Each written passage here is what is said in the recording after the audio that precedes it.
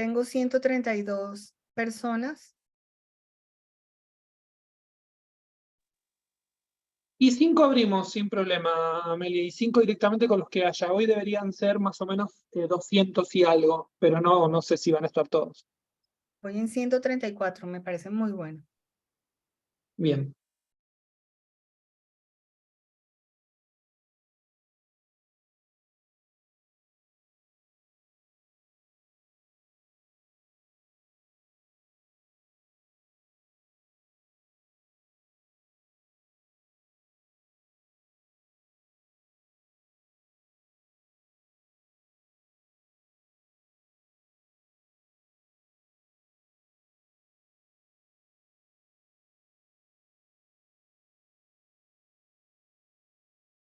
¿141?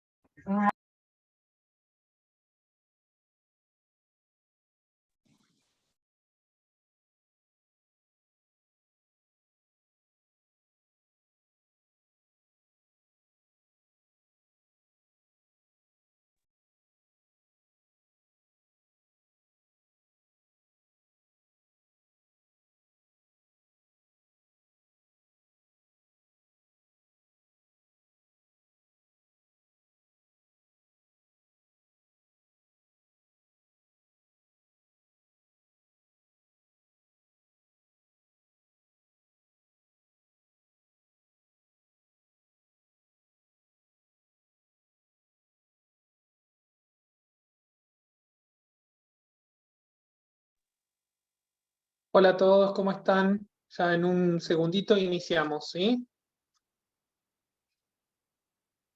Buenas tardes.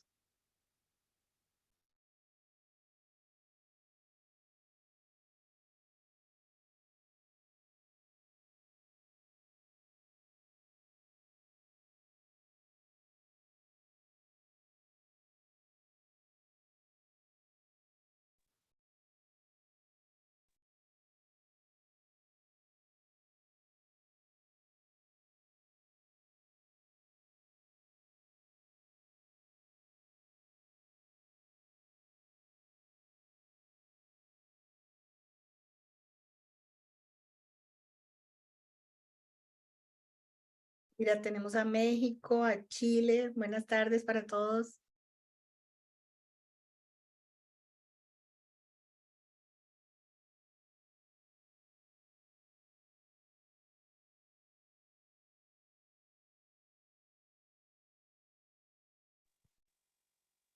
Cuando quieras, Amelia, empezamos, ¿eh? Bueno, ¿ya estamos todos? Me dice que faltan 21 personas. Bueno, yo creo que ya Ok. sé. Bueno, buenas tardes. Como siempre, Mariano desde Buenos Aires y Amelia de los Reyes desde Bogotá, dándoles la bienvenida. Somos del Comité de Educación Continuada de ALASBIM. Esta tarde continuamos con nuestro curso de dosimetría y tenemos a dos profesoras invitadas, la profesora Natalia Núñez y la profesora Lorena Sandoval. La profesora Natalia Núñez iniciará su primer segmento. Ella nos acompaña desde Cali. Posteriormente continuará la profesora Lorena Sandoval. Tenemos hoy dedicado un espacio para preguntas. Por favor, anótenlo en el chat y al final responderemos las preguntas para todos. Ustedes activan su micrófono o las profesoras van anotando las preguntas que ustedes nos estén diciendo en el transcurso de la clase. Por favor, silencien todos sus micrófonos mientras tanto. No se olviden que nosotros al final, mientras hacemos las preguntas, les vamos a mandar el link de la participación. No se olviden, por favor, en llenarlo. Y empezamos. Hola, buenas tardes a todos. Bueno, voy a compartirles por aquí pantalla.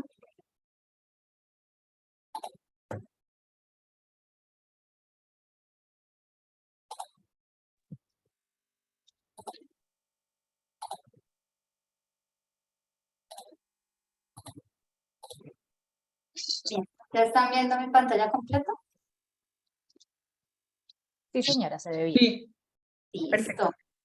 Bueno, buenas tardes, buenas noches a todos. Mi nombre es Natalia Núñez, física médica de Colombia, que trabajo actualmente en Cali. Bien, esta semana, que ya corresponde a la semana 2 de este curso de simetría interna en terapias radiometabólicas, ya nos corresponde trabajar el módulo 3. El módulo 3 trata sobre las calibraciones del equipamiento que utilizamos en dosimetría interna clínica.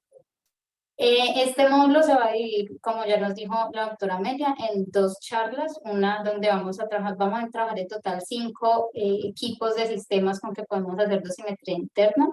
Yo me encargaré de hablar desde 3 de estos.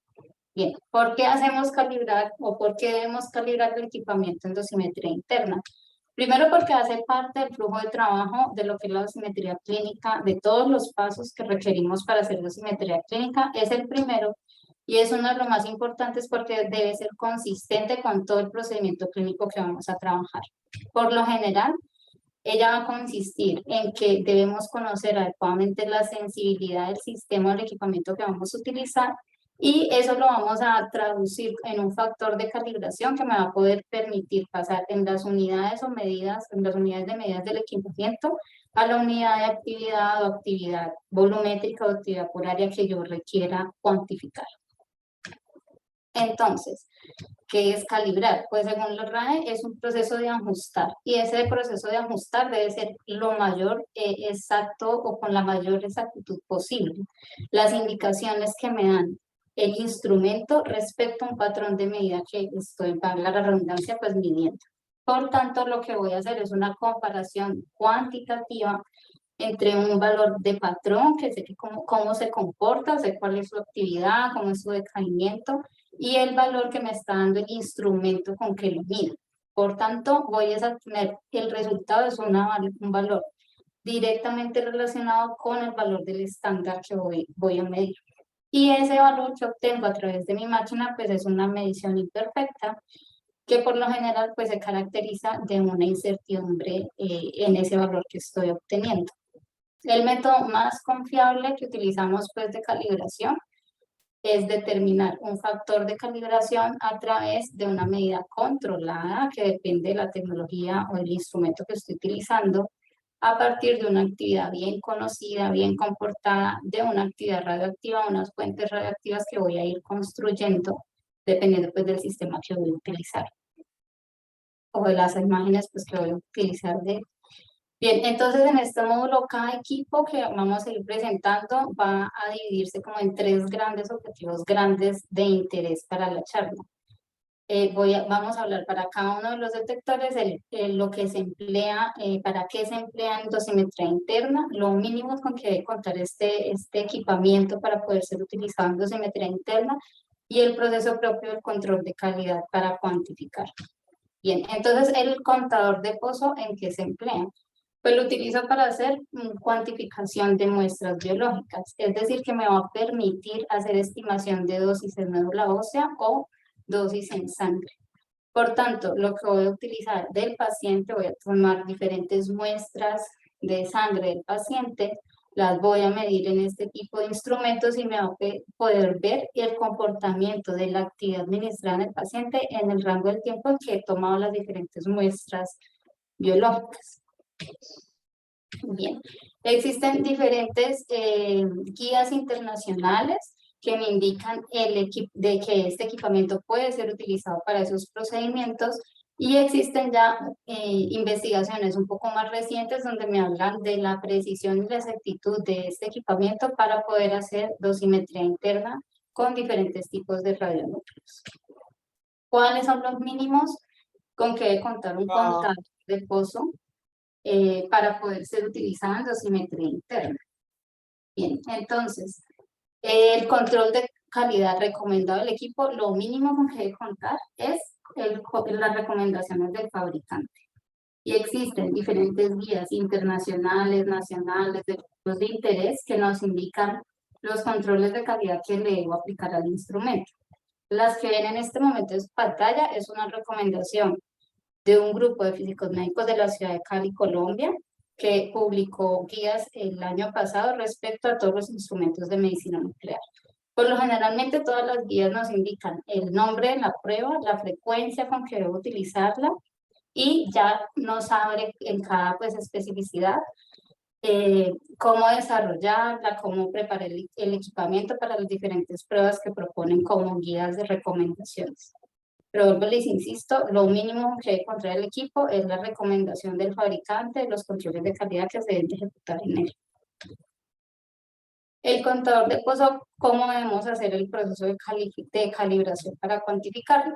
Bien, entonces, como vamos a utilizar en todos estos procesos de calibración fuentes radioactivas abiertas, lo mínimo que vamos a tener son materiales para hacer protección radiológica del operario. En este caso serán físicos o tecnólogos que nos puedan colaborar con el proceso de calibración.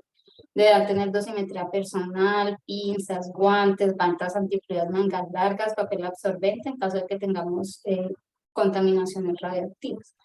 Y ya para crear la fuente radioactiva patrón que vamos a utilizar en nuestro pozo, pues vamos a requerir un contador de pozo, un activímetro o calibrador de dosis para medir la actividad inicial que voy a utilizar, micropipetas y puntas de pendor para el proceso de dilución que voy a emplear para la fuente. Vamos a utilizar balanza de precisión, tubos de ensayo, material radioactivo y solución radioactiva para hacer la dilución. Bien, ¿cómo vamos a preparar esta fuente? Entonces vamos a obtener, en este ejemplo, vamos a tener un material radioactivo de la fuente de interés, que generalmente yo todo lo calibro de acuerdo al material radioactivo que le administro al paciente. Si va a ser paciente de terapias de yodo, el material radioactivo que voy a utilizar para hacer la calibración deberá ser yodo radioactivo. Si va a ser paciente de lutecio 177, el material radioactivo que voy a utilizar para calibración deberá ser lutecio 177. Entonces vamos a tomar en un vial de 1 mililitro de 37 megabecquerelios, que esto es aproximadamente 1 milicurio, esa va a ser mi concentración número 1. Con el uso de la micropipeta utilizaremos 10 microlitros. De esos 10 microlitros los pondremos en 1 mililitro de agua o salina en un tubo ensayo, que vamos a llamar tubo ensayo número 1. Esa será mi concentración 2.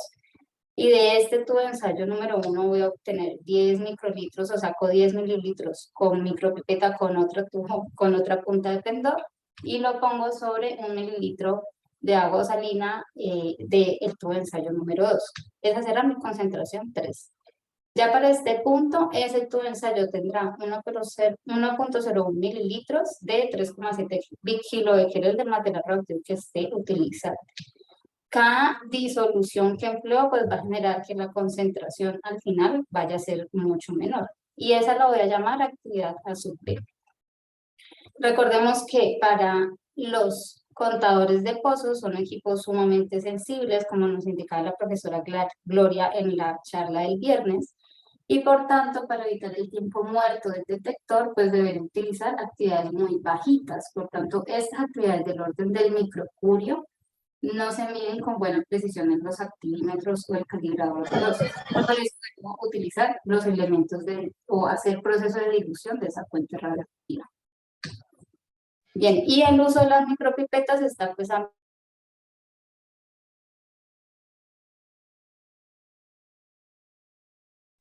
Nata, pusiste mute. Nata, no te escuchamos.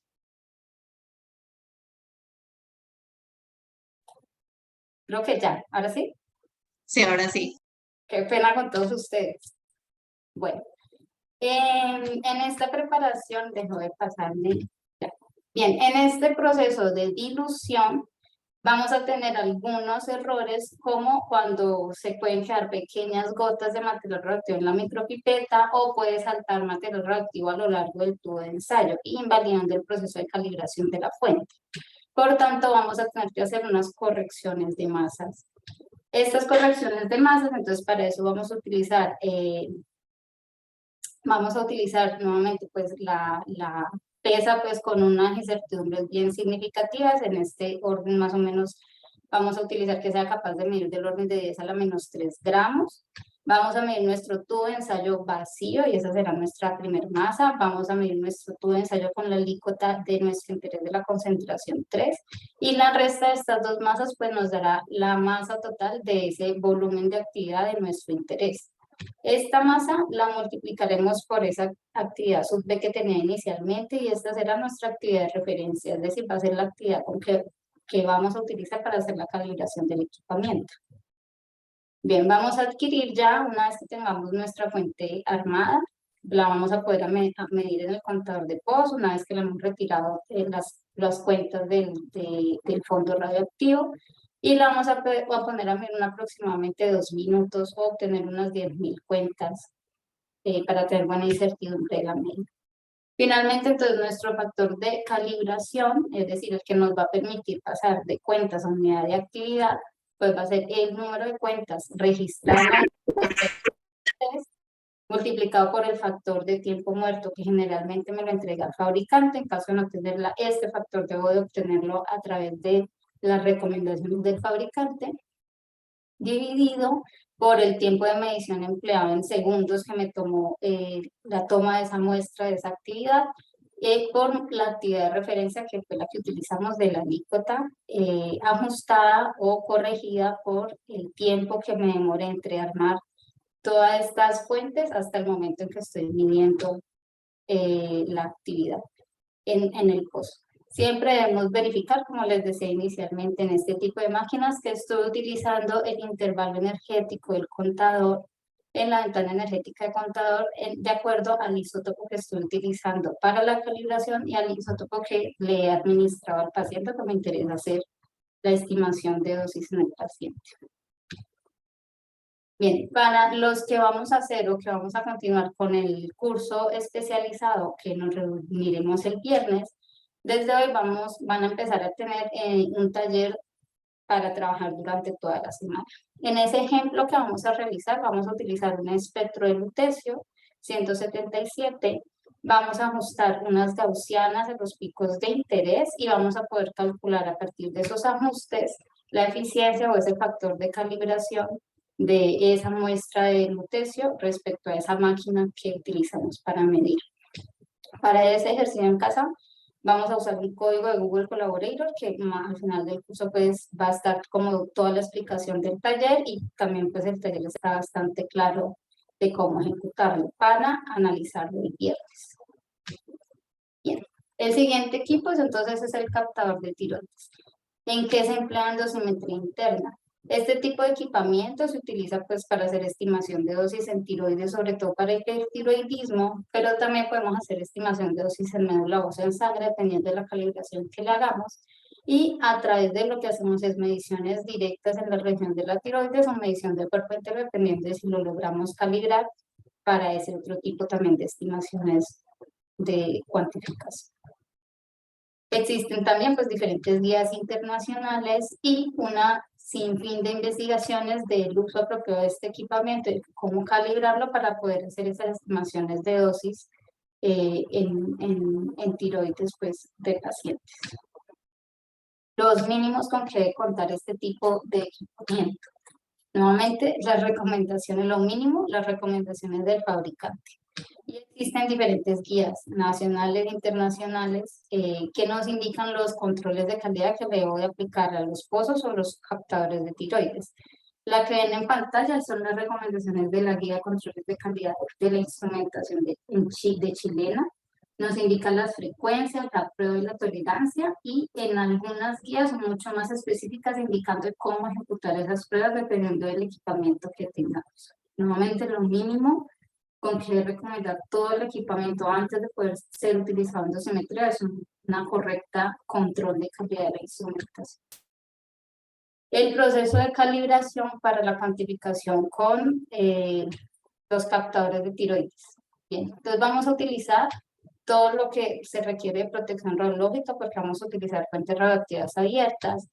Vamos a emplear pues nuestra sonda de captación, activímetros o calibradores de dosis para medir la actividad de interés. Vamos a utilizar un maniquí tipo cuello, que es el que ven en sus pantallas a la parte de arriba a la derecha. Que este es un maniquí recomendado por el Organismo de Energía Atómica. Vamos a utilizar tubos de ensayo o viales, material reactivo y solución pues no reactiva para hacer también dilución en caso de ser necesario. En este proceso entonces vamos a utilizar para calibrar una fuente reactiva de 10 microcubios aproximadamente del material reactivo que dependiendo que requiramos pues del paciente que estemos evaluando. Generalmente para estos tiroides va a ser yodo.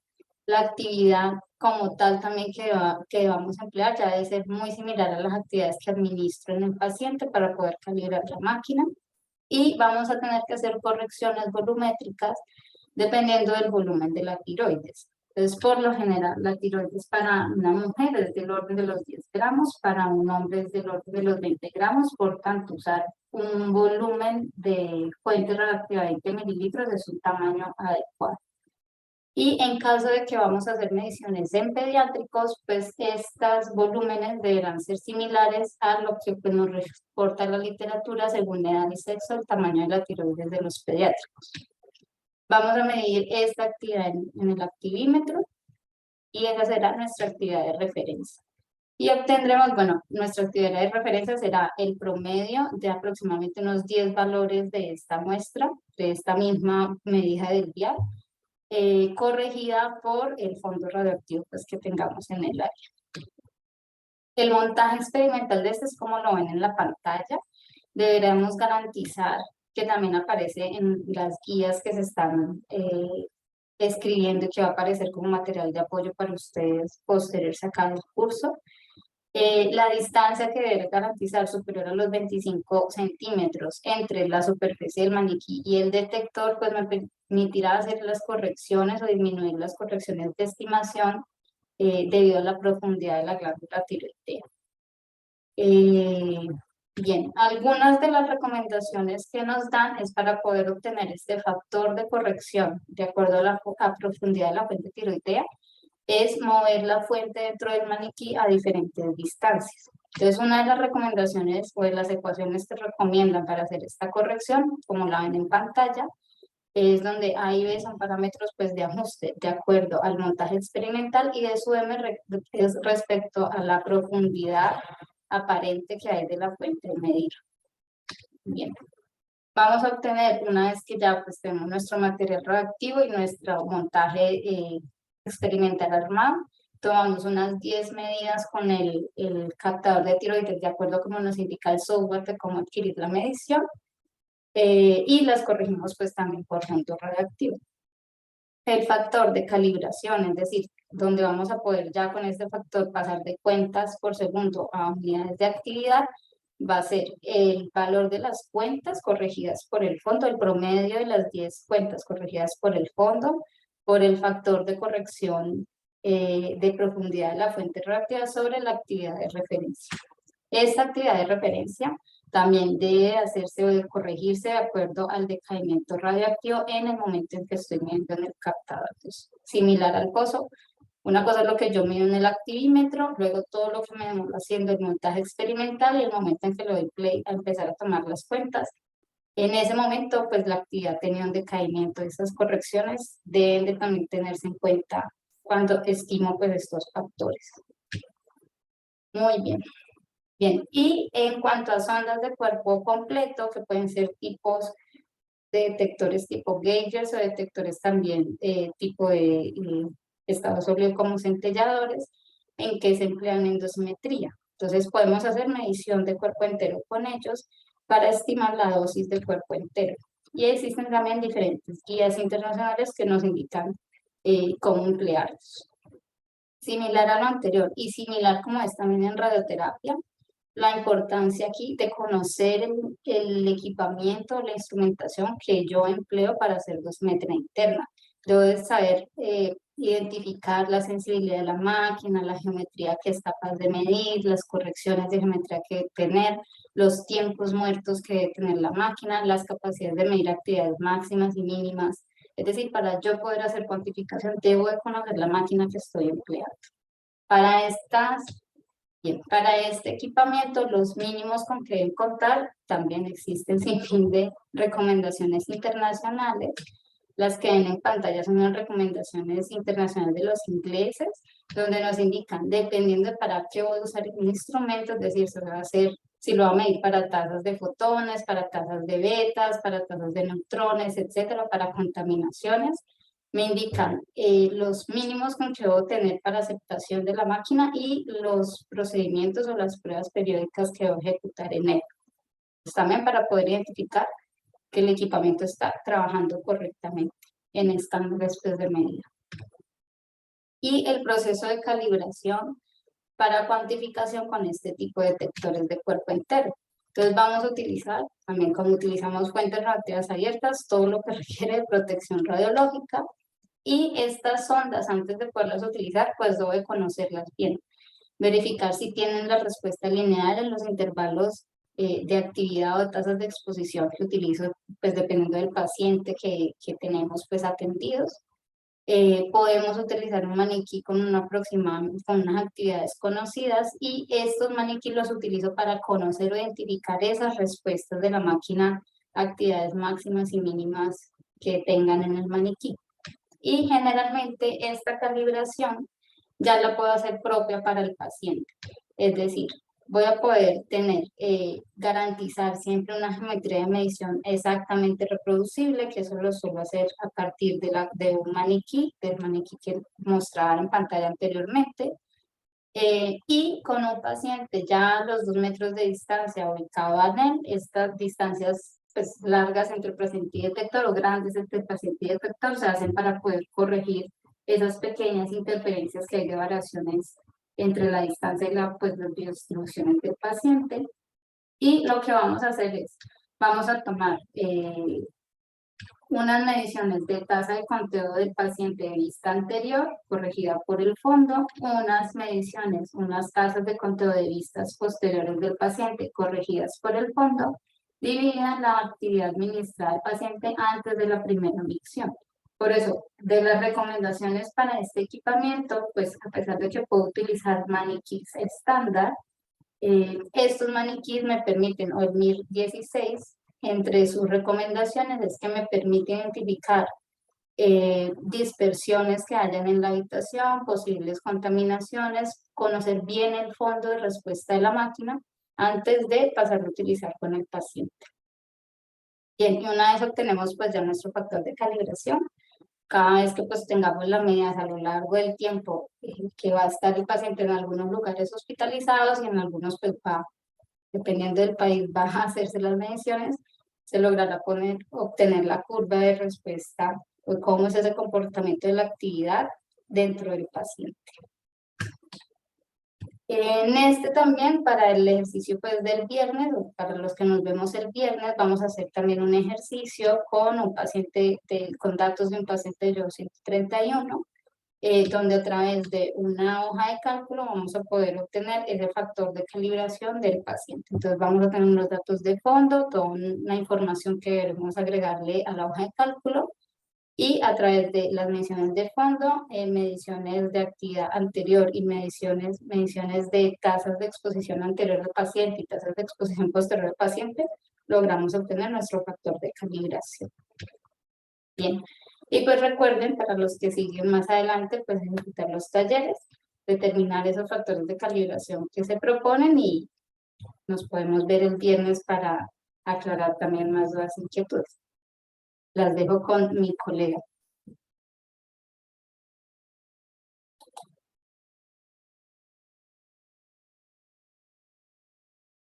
Hola, un saludo para todos. Bueno, permítanme comparto pantalla. Por favor, me confirman si están viendo la pantalla. Perfecto, Sí, Lorena. Bueno, gracias. Bien, continuando con todo el módulo de calibración de los equipos, como se dieron cuenta, ya entramos en materia en lo que es el curso.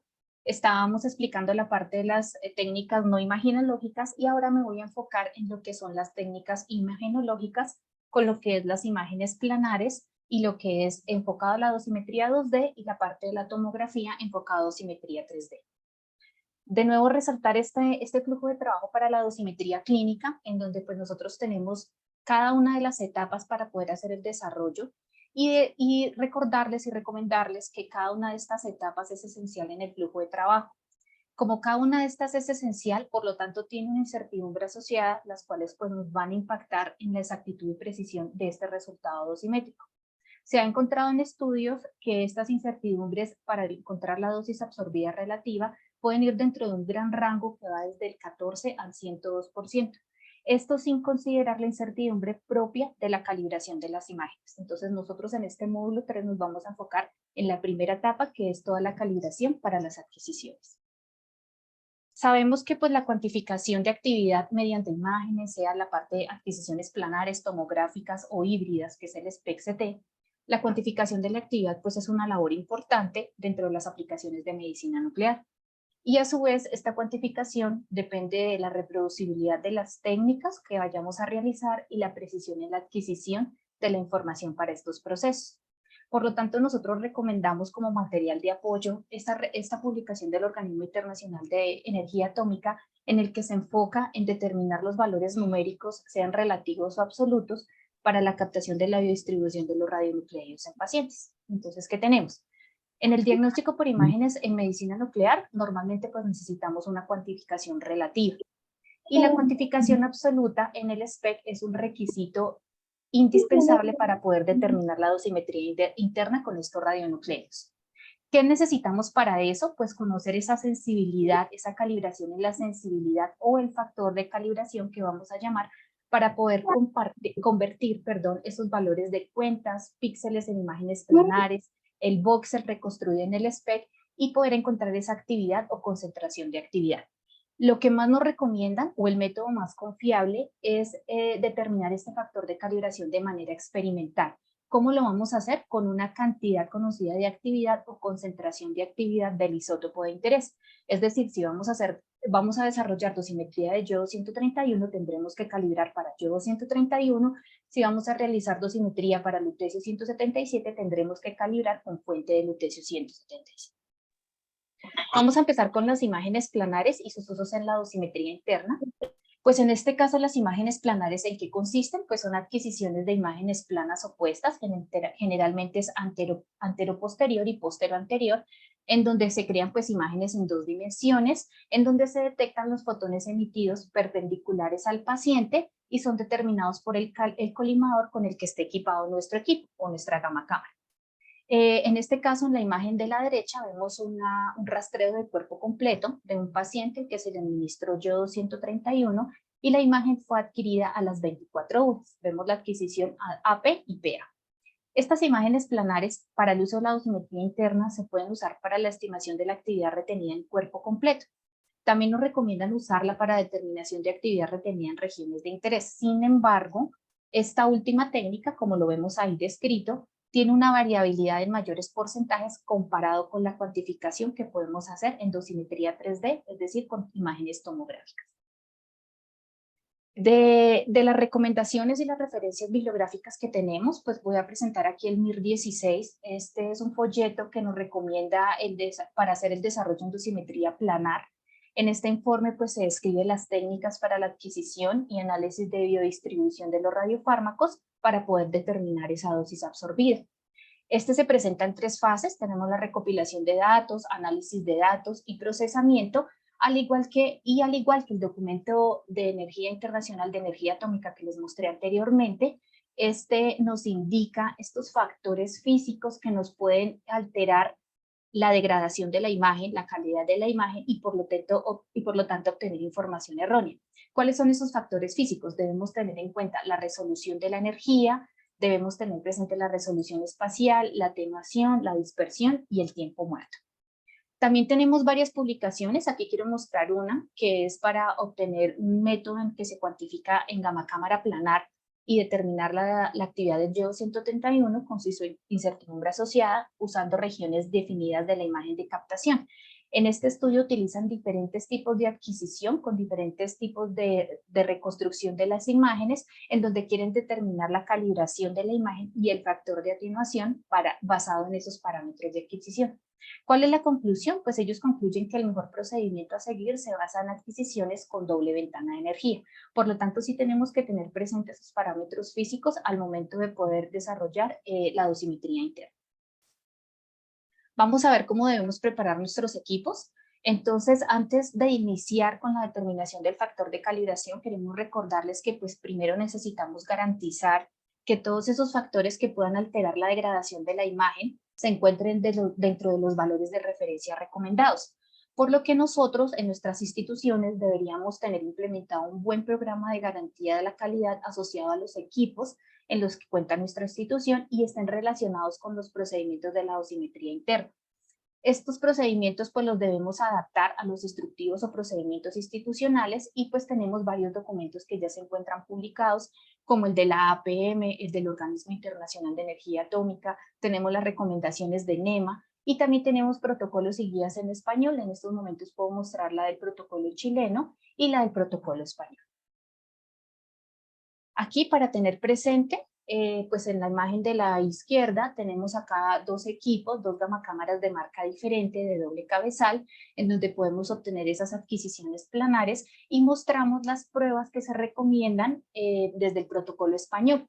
Estas pruebas pues se clasifican en dos grupos, tenemos las intrínsecas que se realizan sin colimador y nos permiten evaluar como tal el rendimiento del detector, y tenemos las extrínsecas que deben incluir el colimador que nos permiten evaluar el sistema detector-colimador. Se recomiendan pues el nombre de la prueba, la clasificación y el tipo de periodicidad con el que se deba desarrollar. Bueno, ahora ¿cuál es nuestro procedimiento para la calibración en las imágenes planares?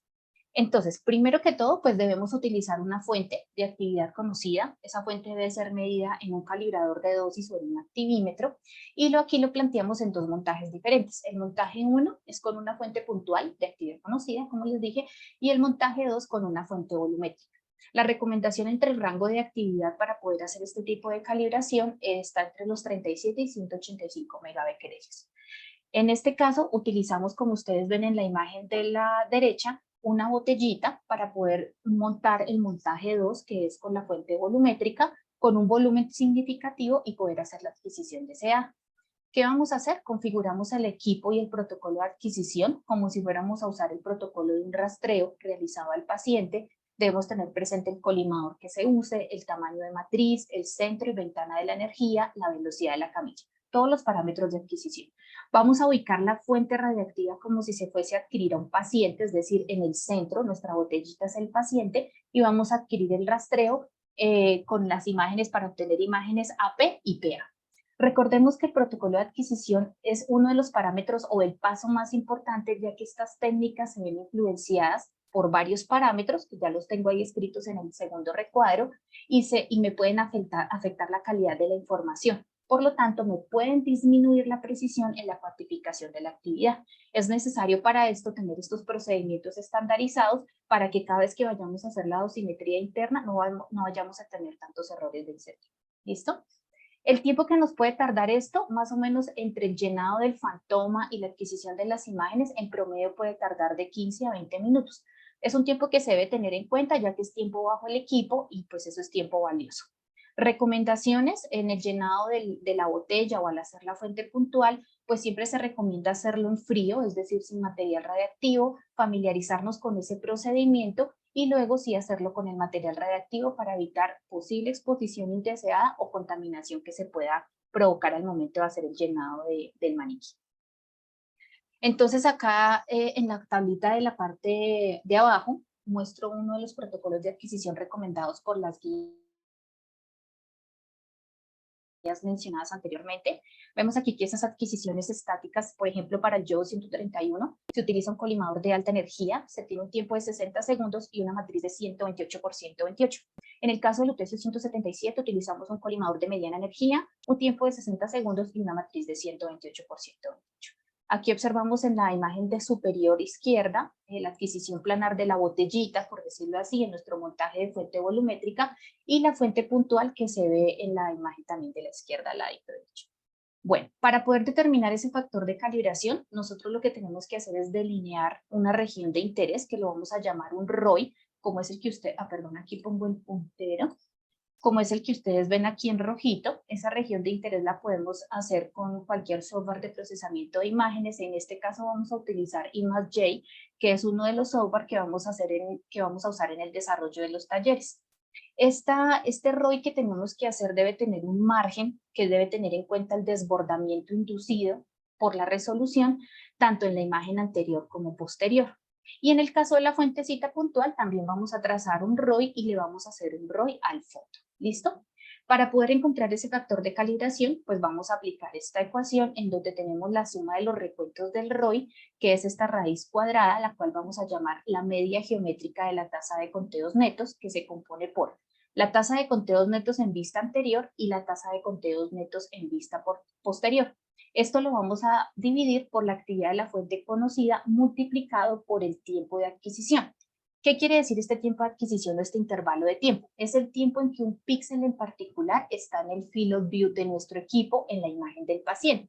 Por ejemplo, en el caso de que un detector, aquí que está escrito, tenga 450 milímetros de field of view, una fuente puntual esté a una velocidad adquirida de 10 centímetros por minuto, ¿qué tendremos? Entonces tenemos los 45 centímetros del field of view dividido por la velocidad. Esto nos da 4.5 milímetros, que son equivalentes a 270 segundos. Hay que tener presente las unidades que vamos a usar. Estos 270 segundos son los que vamos a multiplicar por esta actividad y de esta manera obtenemos ese factor de calibración. Tener presente que los conteos netos que tenemos aquí en este I sub A e I sub P deben estar corregidos por dispersión. Ahora, para uno de los factores físicos que también nos alteran la calibración de la imagen, tenemos la atenuación, que la podemos valorar con el factor de calibración. Cuando nosotros tenemos un material atenuador, que en este caso es lo que siempre pasa, que es nuestro paciente, se requiere incluir esa pérdida de cuentas por atenuación para poder determinar esta actividad. Y esta la vamos a determinar en esta ecuación, que la tengo aquí resaltada en el cuadrito azul. ¿Cómo lo podemos hacer? Lo podemos hacer de varias maneras. Uno lo podemos hacer con las imágenes de transmisión o mapas de transmisión basados en el CT, o el otro método es determinarlo a través de un medio dispersor que puede ser agua. En el caso de los mapas de transmisión, pues nosotros en la ecuación que tenemos aquí expresado en la T mayúscula sería nuestro grosor del paciente. Este se puede medir mediante un estudio de transmisión independiente usando una fuente separada, que podemos montarla, una fuente plana, que la podemos tener, una fuente no sellada, o un maniquí rellenable con material radiactivo. La vamos a colocar al lado opuesto de la cámara en relación con el paciente. Y de esta manera podemos medir esa transmisión de los fotones. ¿Esto qué quiere decir? Que vamos a incluir dos mediciones. Un procedimiento que incluye la medición de la fuente en aire sin el paciente y un procedimiento que incluye la medición con la fuente. De esta manera podemos obtener esa imagen de transmisión. Lo otro que podemos hacer, y un poco más sencillo, es haciendo un topograma en donde tenemos bajo ruido, baja resolución, y podemos obtener esos coeficientes de atenuación. O si en nuestro examen, en nuestro procedimiento, requerimos hacer el CT, pues con ese CT hacemos la obtención de los coeficientes de transmisión. Entonces aquí tenemos dos ejemplos. En esta imagen que estoy mostrando en estos momentos, que estoy resaltando, es una imagen adquirida con una fuente plana de cobalto 57, y en la otra imagen es una fuente de transmisión creada con un CT.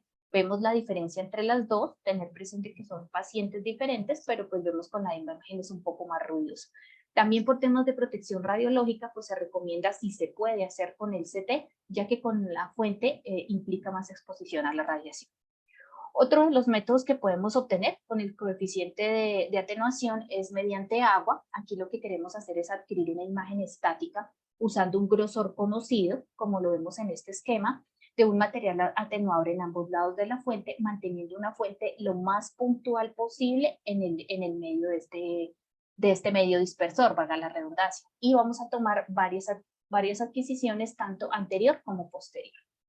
Entonces voy a mostrar aquí el ejemplo de dos montajes experimentales en el desarrollo de una tesis de maestría de la Universidad Nacional de Colombia, en donde tenemos el montaje 1, que sería con placas de PMMA como un medio dispersor, y el montaje 2, que es este tanque en agua. Entonces aquí vemos la fuentecita lo más puntual posible, y lo que vamos a hacer es configurar el equipo con el protocolo de adquisición, como lo hicimos en el método de la calibración de la sensibilidad. Vamos a primero obtener una imagen de la fuente en aire API-PA con los detectores lo más cercano posible a la fuente, y luego le vamos a colocar esos medios dispersores. Entonces, o vamos a colocar más placas de PMMA registrando esa distancia, que es muy importante, o vamos a llenar este tanquecito de agua con más y con más agua para poder aumentar ese medio dispersor. Una vez se adquieran esas imágenes, pues las vamos a descargar en formato DICOM, y a cada conjunto de imágenes le vamos a realizar los mismos ROIs como lo hicimos en la calibración de la sensibilidad.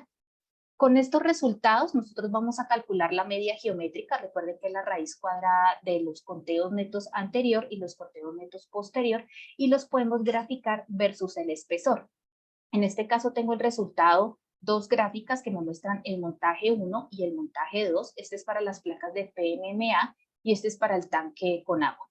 Tenemos aquí como resultado, al hacer esta gráfica, pues se realiza un ajuste exponencial en donde aquí podemos encontrar estos coeficientes de atenuación. Vemos que no cambian mucho en el desarrollo de estos dos montajes. Tenemos un 0.14 para las placas de PMMA o un 0.13 para el caso del tanque con agua. Otra manera que podemos hacerlo es calculando el factor de calibración, como lo mostré anteriormente, y este lo graficamos en función de la distancia. De esta manera también podemos encontrar el coeficiente de atenuación. Bueno, ahora nos vamos con las imágenes en 3D o las imágenes tomográficas. Su uso en la dosimetría interna que tenemos. Pues las imágenes en la dosimetría 3D, nosotros tenemos un SPEC cuantitativo que me permite determinar la concentración de la actividad en el tejido en volumen, es decir, que nuestras unidades ya se dan en becquerel por mililitro. Esta cuantificación puede ser realizada por el mismo software, dependiendo del equipo y las aplicaciones que tengamos en la adquisición y procesamiento que se hace adquirido, y se recomiendan pues todos los procedimientos de cuantificación como los describe la MIG. Recordemos que los equipos híbridos que nos dan, pues es un conjunto de datos de SPEC y CT, que con el corregistro de los mismos, el CT pues me brinda una alta precisión anatómica, y la parte del SPEC que me muestra mi imagen molecular. Adicionalmente, en esta imagen fusionada, pues yo puedo hacer de una vez la corrección por atenuación que nombré anteriormente. Otro de los usos que podemos llevar de la dosimetría 3D y que es mucho mejor es poder hacer esos ROI o esas regiones de interés en esos órganos superpuestos que se nos dificultan al momento de segmentar en las imágenes planares. Uno de los pues ejemplos que siempre ocurre es más el hígado, que está superpuesto al riñón y es difícil de limitar. Bien. Como recomendaciones, pues, ¿qué tenemos? Tenemos el folleto de la MIR 23, en donde nos brinda esas orientaciones sobre los protocolos para la aplicación en SPEC, en imágenes SPEC con terapia de radionúclidos, en donde nos da las pautas para poder determinar en órganos normales y en lesiones, y seguido pues tenemos los folletos de la MIR 24 y MIR 26, que corresponden a una extensión prácticamente del MIR 23, en donde nos habla de imágenes cuantitativas enfocadas al yodo 131, y en el caso del MIR 26, las imágenes cuantitativas enfocadas al lutecio 177. También aquí nos hablan de esos factores físicos que tenemos que tener presentes al momento de cuantificar estas imágenes, como es la resolución de energía, la resolución espacial, la atenuación y la dispersión. Y aquí nos nace un nuevo parámetro físico muy importante, que es el efecto del volumen parcial. Este efecto de volumen parcial pues está relacionado con la resolución espacial, la cual está limitada e influye directamente en este efecto de volumen parcial. ¿Qué quiere decir el efecto del volumen parcial? O en otras palabras, quiere decir que nosotros podemos obtener un desenfoque de la distribución real de la actividad, de lesiones o de cuantificaciones de error muy pequeños, con los que se va a llevar una distorsión en la información sobre la concentración de esa actividad aparente. ¿Y esto qué puede hacer? Pues afectarme la exactitud en el análisis de las imágenes cuantitativas. Bueno, ¿cómo vamos a preparar nuestros equipos? De la misma manera, aquí traigo dos equipos, dos SPEC-CT, pero ya son híbridos, de marcas diferentes, en donde tenemos la gama cámara de doble cabezal con tomografía computarizada, en este caso que es el CT. Aquí tenemos las recomendaciones, en este caso del protocolo chileno para imágenes tomográficas, en donde pues, nos indican la periodicidad, la prueba y los valores de referencia que pueden estar, y lo que es la parte híbrida del SPECT, como es el corregistro espacial de las imágenes o la calidad de la imagen. Recordemos que nosotros debemos garantizar todos estos factores que estén dentro de los valores de referencia recomendados como un buen programa de garantía de la calidad. En el caso de las imágenes tomográficas, pues recuerden esos factores físicos, nosotros debemos hacer esa corrección por los efectos de atenuación y dispersión, y estos los podemos corregir con el mismo software del proveedor para realizarlas. En el caso de los efectos de dispersión, nosotros podemos programar nuestro equipo para poder utilizar diferentes métodos y corregirlo por dispersión, como es el método de la doble ventana o la triple ventana, en donde estas ventanas pues deben ajustarse adecuadamente alrededor del fotopico de las energías del radioisótopo que yo esté usando. Esta información para más detalle la vimos en la clase de la profesora Gloria el viernes de la semana pasada. Y en el caso de la corrección por atenuación lo podemos hacer con el CT que una vez está adquirido para generar esos mapas de atenuación y poderlo corregir. Entonces aquí vemos el ejemplo de un corte axial de una imagen que ya está corregida por dispersión y por atenuación para ya usarla, hacer los cálculos de la dosimetría interna. Bueno, ¿cuál es el procedimiento para la determinación del factor de calibración? Entonces, en la calibración de la sensibilidad, que debe ser en unidades de cuentas por segundo y megabecquerelios, aquí necesitamos tener una fuente con actividad conocida. Aquí la actividad nos aumenta un poco más. Está recomendado entre el orden de los 185 y 740 megabecquerelios del radionúcleo que yo vaya a usar, sea yodo 131 o lutecio 177, para poder calibrarlo. ¿Qué pasa? Este factor de calibración debe medirse usando un maniquí con la actividad y concentración de actividad conocida, y la medición de la calibración más confiable es con una adquisición de espejo. Entonces aquí ya no nos cambia la adquisición planar, sino debe ser una adquisición tomográfica con una geometría de la fuente que se aproxime a las propiedades de dispersión y atenuación pues, de los pacientes, de las imágenes de los pacientes que tenemos.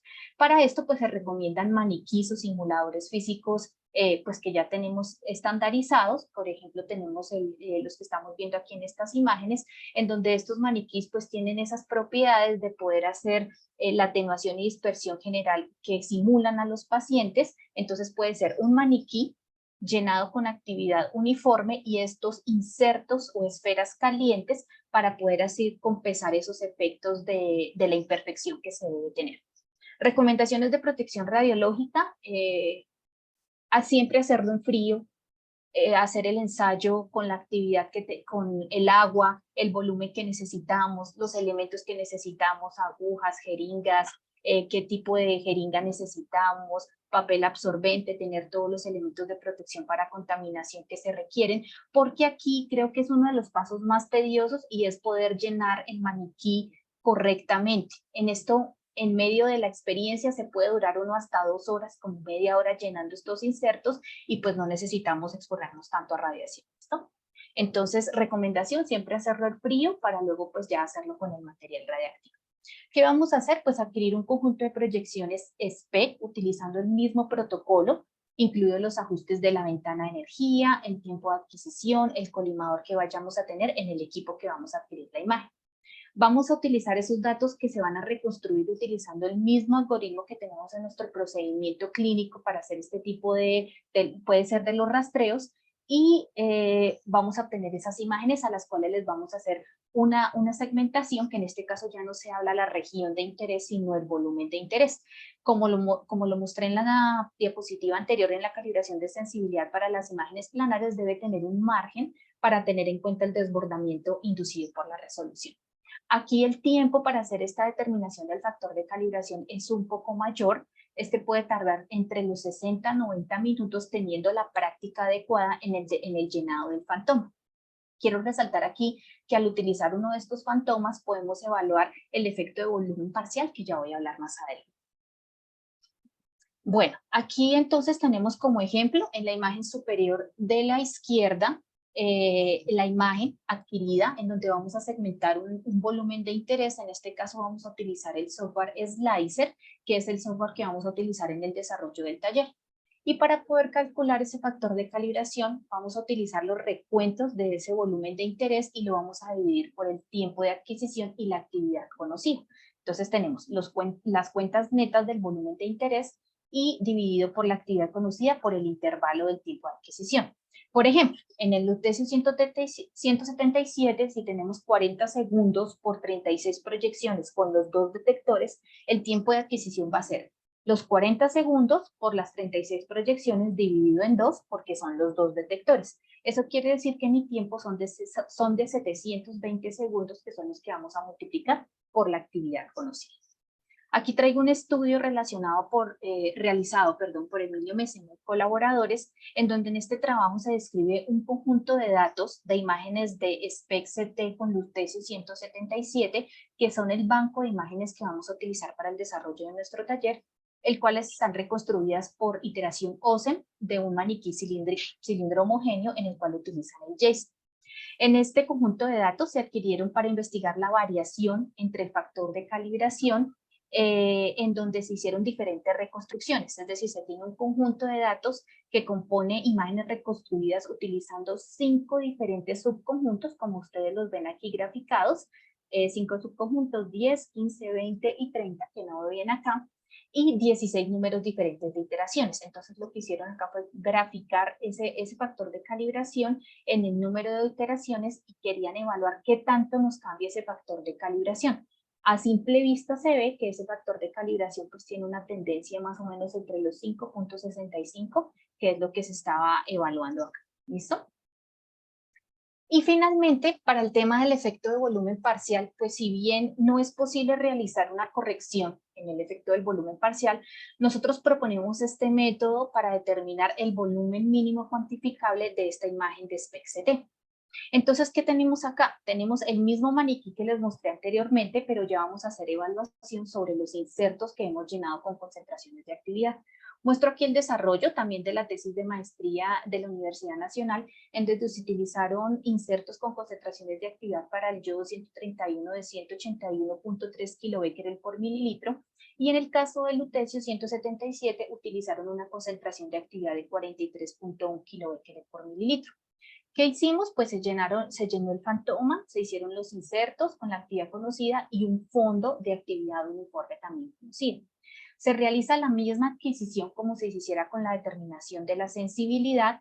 Vamos a utilizar estos BOI, hacemos una delimitación de los BOI como ustedes ven, estos círculos que son estas como esferitas calientes que son estos mismos cilindros. Recuerden siempre tener un margen por el tema del desbordamiento inducido por la resolución, y lo que se tiene es calcular esos coeficientes de recuperación. Entonces tenemos 1, 2, 3, 4 cilindros, tenemos 1, 2, 3, 4 coeficientes de recuperación. A estos coeficientes de recuperación que se les calcula, pues se le hace un ajuste, en este caso presenta un ajuste logarítmico, en donde se tiene para este estudio. ¿Qué se concluye de este estudio?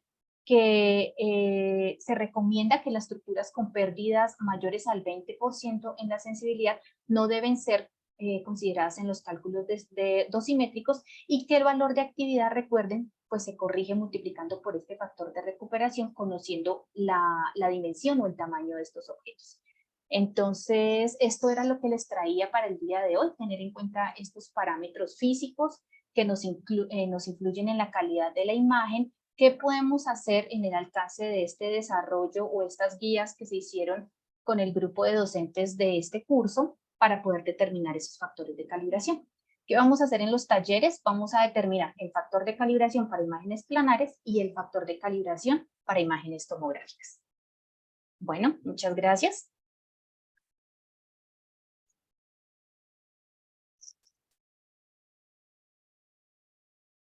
Bueno, les cuento que hoy vamos a tener un espacio para explicarles un poco lo del taller. Entonces, las profesoras Natalia y Lorena van a explicarles un poco de la metodología que les toca hacer. También vamos a mirar los chats, las preguntas que tienen los participantes Luis López y Ángel Zamora, por lo que he visto hasta ahora. Les estoy mandando ya, por favor, para que me llenen la participación, la encuesta de participación, ahí está. Entonces, podemos hacer, yo creo que todo el tiempo, Lorena, si te parece, Si la profesora Natalia ya vio algo, pues que nos vaya también contestando las preguntas. Sí, doctora, pues mientras de pronto surgen más preguntas y Natalia va revisando, les queremos recomendar pues que el material va a estar cargado hoy en la noche.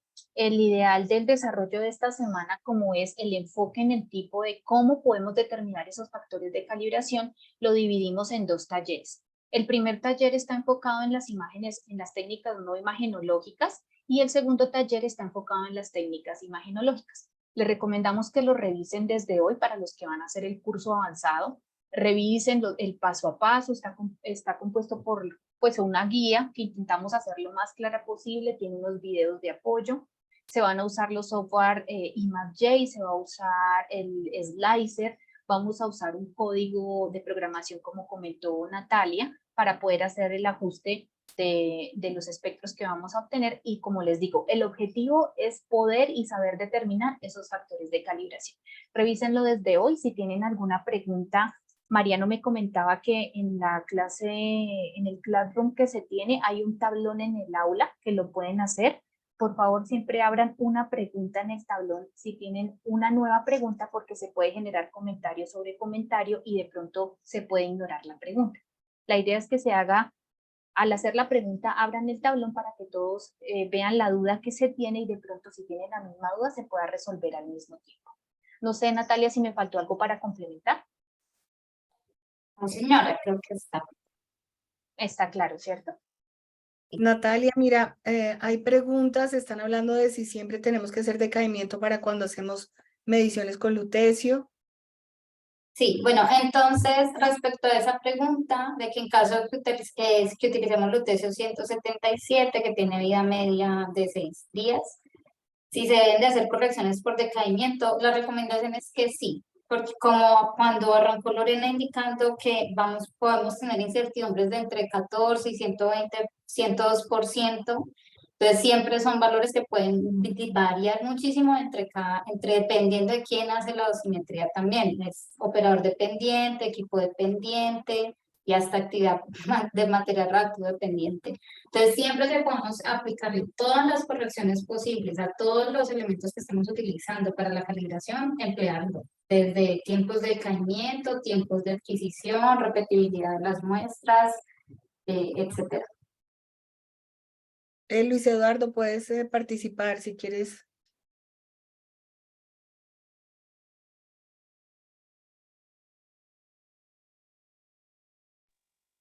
Hola, buenas tardes, ¿me escuchan? Sí, te oímos perfecto.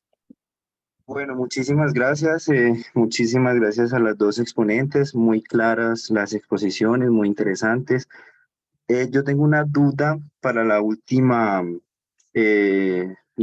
parte pues, que tuvimos, cuando la expositora hablaba acerca eh, de la última prueba que se estaba hablando de corrección por volumen. Es que no sé si la entendí muy bien, pero hablabas acerca de hacer una extrapolación para conocer cuál es el volumen mínimo que es capaz de identificar la gamma cámara. Eso era lo que estabas hablando cuando hablabas de la corrección por volumen parcial. No sé si entendí muy bien esa parte, pero me surgió esa duda. Eh, ¿Por qué la pregunta? Porque si se hace una extrapolación, eso no sería como propicio a errores o, digamos, aumentar la probabilidad del porcentaje de incertidumbre. ¿Por qué no hacerse una prueba de resolución en vez de una extrapolación? O sea, esa sería como mi pregunta, pero pues la verdad no sé si entendí bien esa parte. Entonces, muchísimas gracias por la aclaración. Dale, gracias. No, es decir, nosotros no podemos hacer una corrección por el efecto de volumen parcial, pero sí podemos determinar con el equipo que tengamos ese volumen mínimo cuantificable que se necesita para hacer en la imagen. En este caso, el ejemplo que mostré fue en un SPEC-CT. ¿Cómo lo podemos hacer? Pues conociendo un objeto mínimo que está simulando esa lesión, que fue el maniquí que te mostré esas esferas calienticas, y ver con material radiactivo, con esa concentración de actividad, y ver si mi equipo está apropiada para poder cuantificar esa imagen pequeña en esas lesiones. ¿Qué tan pequeña puede ser mi imagen y qué tan confiable se puede para cuantificarla al momento de hacer dosimetría interna? Claramente el efecto de volumen parcial está relacionado con la resolución espacial, pues porque están directamente relacionados en donde al momento de hacer ese ajuste como resolución espacial en donde te distingue dos fuentes puntuales, por eso necesitamos hacer ese estudio para poder determinar el factor de recuperación que yo debo utilizar con una dimensión de un objeto conocido. En lo que dan las recomendaciones y lo que te dice es de lo que te mostraba acá, es que las estructuras con pérdidas mayores al 20% de la sensibilidad que tú calcules no deberían ser consideradas en los cálculos dosimétricos porque la incertidumbre te puede aumentar. No sé si de pronto respondí bien a tu pregunta. Sí, muchísimas gracias. Bueno, dale. Aquí estaban también en el chat.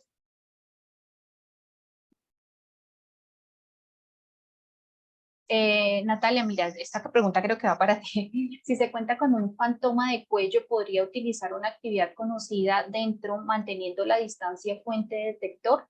Entonces ese factor de calibración no se resumiría solo al cociente de las cuentas detectadas y las cuentas de la actividad conocida. Otra vez. Te la vuelvo a decir, listo.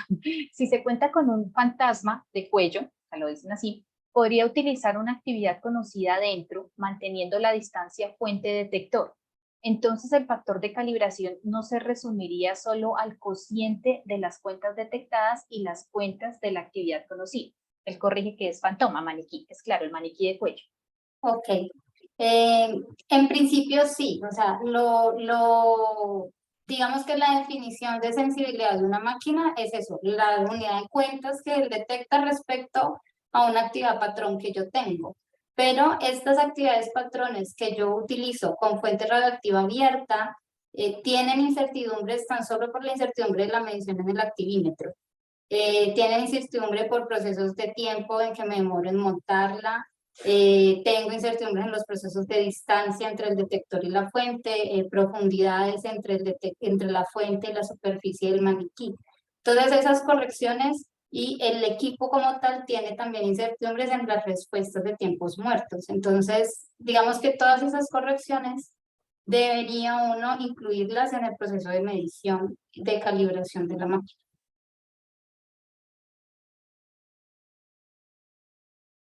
Tenemos otra pregunta que dice, ¿cuáles son las ventanas ideales para realizar la corrección de dispersión para el lutecio? Bueno, de las recomendaciones que te da la MIR, que Mauro te acaba de mandar un link de la publicación, generalmente utilizan la ventana de la triple ventana. El método de la triple ventana poder hacer esa corrección por dispersión. Hay una que está bien corchadora para mí. Quisiera hacer dosimetría con itrio 90 utilizando imágenes PET-CT. ¿Cómo obtendría el factor de calibración de mi equipo? Sí, también está bastante corchadora, Doc. No tengo experiencia con dosimetría con itrio 90. En el caso de las imágenes de PET-CT, la verdad nunca lo he hecho. La recomendación se hace sobre PET-CT. No sé si de pronto alguno de los docentes que nos estén acompañando nos podrían dar respuesta a esa pregunta. Porque si no, la dejamos de tarea, si les parece. Creo que Mauro nos va a ayudar. Ah, bueno. ¿Me Gracias. escuchan? Sí, señor, te ¿Qué tal? escuchamos. Buenas Hola. noches. Se puede obtener de la misma manera que para flúor 18, rellenando un fantoma cilíndrico con una actividad conocida de itrio, haciendo una adquisición y usando las mismas ecuaciones que presentó Lorena para cualquier otro radioisótopo. Cantidad de cuentas, normalizado por tiempo y actividad administrada. Ok, Es gracias. básicamente eso. Muchas gracias, Mauro. De nada. ¿Cómo elige la fuente para la calibración de cuantificación? Lo que te da la recomendación, por ejemplo, si son imágenes planares, como te mostré en la presentación, en dos montajes se puede hacer con fuente puntual y fuente volumétrica. Y en el caso de la tomografía, de las imágenes de SPECT-CT en 3D, pues utilizas una fuente volumétrica. Las actividades recomendadas en el orden de las planares para la fuente puntual pueden ser de 5 milicurios y para el caso de las 3D en imágenes tomográficas en el orden de los 20 milicurios, que eran los 740 megabarquereles. Nos preguntan también cómo se determina el tiempo muerto de un equipo cuando el fabricante no lo brinda. Bueno, pues ahí generalmente de la experiencia que he tenido, más que todo lo que te puede afectar la calidad de la imagen en el tiempo muerto por las energías es con el yodo 131 y hay diferentes métodos para poder determinar ese tiempo muerto, pero no voy a entrar en detalle porque esto lo vamos a ver en cada uno de los módulos que va a ser la adquisición planar y la adquisición 3D para poder evaluar ese tiempo muerto y cómo lo podrías determinar. Lorena, también preguntan cómo se hace lo más puntual posible cuando se hace el control de calidad de la gama cámara, que si se refieren al volumen o al rango de volumen a que hace referencia. Pues, Cuando dicen, la geometría, es decir, una fuente puntual es la geometría que tú utilices y la distancia en la que se utilice, generalmente dependiendo de la marca del equipo, los montajes para hacer, por ejemplo, no sé, la uniformidad diaria con una fuente puntual, hay unos Eppendorf o tarritos que ya se hace la fuente puntual incluso dentro de un algodón que es lo más pequeño posible con la actividad recomendada por el fabricante, o en otras marcas puede ser un volumen muy pequeño en una jeringa a una distancia considerable para hacerlo lo más puntual posible. Depende de la recomendación que te dé el fabricante. hay otra aclaración que quiere hacer el profesor Mauro, por favor nos la Dale, dices. gracias. Sí, La- otra posibilidad, pero que solo se puede utilizar en el caso de radioembolización hepática, que es un tema que no vamos a ver en este curso en profundidad, es dado que generalmente toda la actividad está concentrada en el hígado o en las zonas cercanas al hígado, lo que se puede hacer es poner una ROI que sea todo el campo de visión del PET, que era la pregunta en concreto, considerar que eso es el 100% de la actividad administrada y después usar regla de 3 para ver qué actividad hay en cada región. Tumores, parénquima sano, si se fue al pulmón o si se fue al sistema digestivo. Pero si uno conoce el 100% de la actividad administrada, puedo usar regla de 3 con este truco bastante simple. Pero solo vale en el caso de reembolización hepática, no para otros tratamientos con nitrio. Perfecto, muchas gracias. Bueno, yo creo que podemos dar por terminada la sesión. Les comento a todos los participantes que nosotros empezamos la sesión 5 minutos después de la hora en punto. Hacemos el ingreso de todos y tenemos acceso solo durante los 15 minutos posteriores. O sea que si hay más personas que lo olvidaron, tienen problemas con internet y todo, pues nos parece que nos distrae mucho de estar ingresando a todo el mundo.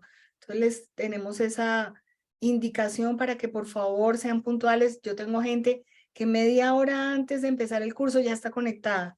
Entonces los invito a poner una alarma. Entonces les agradezco mucho su participación. No olviden llenar el link de la asistencia que ya lo mandé.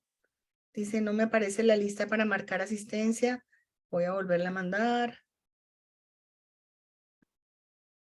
Ya he mandado 3. Por favor, díganme si esta les llega. Les agradezco. Yo quisiera como Sí. agregar adicional a la parte de los talleres que realizaremos como todo el foro el viernes. Los talleres, digamos, están escritos como una parte mínima, se recomienda hacer todos porque estos primeros que inician, si bien pueden ser bastante sencillos, dan el arranque de algunos softwares que vamos a utilizar para ya los cursos un poquito más avanzados.